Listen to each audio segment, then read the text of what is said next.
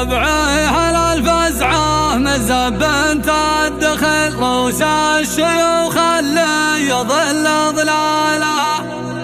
شرابة الدم الحمر ظل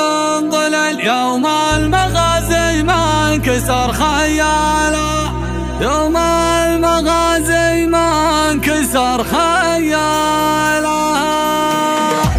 عنيت المهرة من الخيل الأصيل من شرد الخيل الأصيل حبالها مهرة من مهار على البحر الطويل واللي مسويها بصوته شالها بيوتها بيوت من الوزن الثقيل من الدرب بيوت الشعر وجزالها الله يجملني على رد الجميل واهل الجمايل جمل الله حالها يا مرحبا ما سالسيل مع المسيل من نزلة غران ثقيل خيالها لا جاك يشعى برقها بطن المخيف النار عدد ثمنها ملهمالها في محفل اللي ما نبدل بدل من روس قوم ناشر فنجالها نوران عبد الله رعى الباع الطويل شوق الهنوف اللي معرب خالها شوق الهنوف اللي معرب خالها الله يحييكم على بنان وهل من دالة مقند فنجالها وعود ازرق فاخر ولا مثله مثل طيب النشامة طيب الله بالها على الحشو عند